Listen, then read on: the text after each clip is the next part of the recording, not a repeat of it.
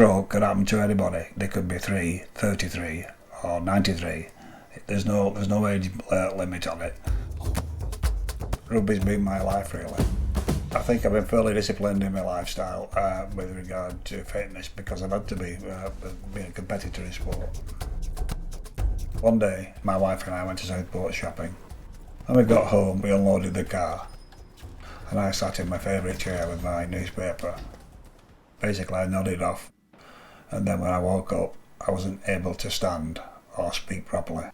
Ambulance, please. She picked up on the symptoms and knew there was a problem straight away.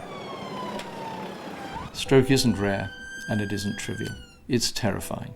It destroys lives, it puts a strain on family.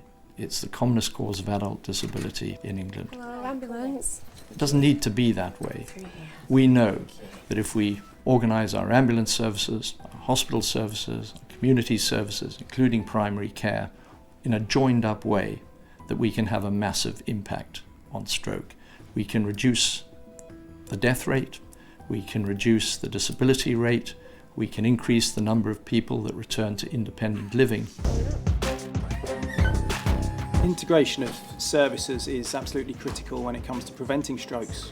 We're involved in some exciting conversations with sustainability and transformation partnerships who are trying to tackle this issue. We know that if you treated hypertension and also treated atrial fibrillation, which is an irregular heartbeat, you could prevent a huge number of strokes from happening in the first place, and ultimately that's what we would all want to do. In recent years, we've changed the way that we work. So when we recognise the symptoms of a stroke within a 48-hour window, rather than take the patient straight to a local A&E, we actually take them straight to one of 3 specialist centres in the Greater Manchester area. By having more patients with a single condition brought to a specialist service, what happens is that that care can be more streamlined, assessments are more specialist, and that professionals at those particular specialist sites become more experienced in stroke care and its delivery. When I got here to A&E, they told me the benefits of the clot-busting drug thrombolysis. They administered the drug and then they took me to the specialist stroke unit.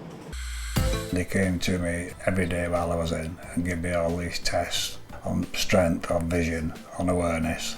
So follow my pen as I move. When you come out of the hospital and you come home, you've still got some hurdles to climb.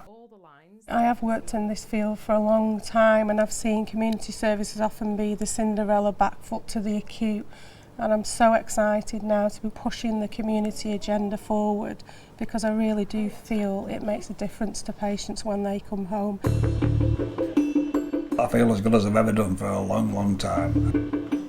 The care that I've had from the specialist stroke unit has been, well, you can't put it into words really, you certainly can't buy it. What we need to see more of is this being replicated across the country. The evidence is staring us in the face.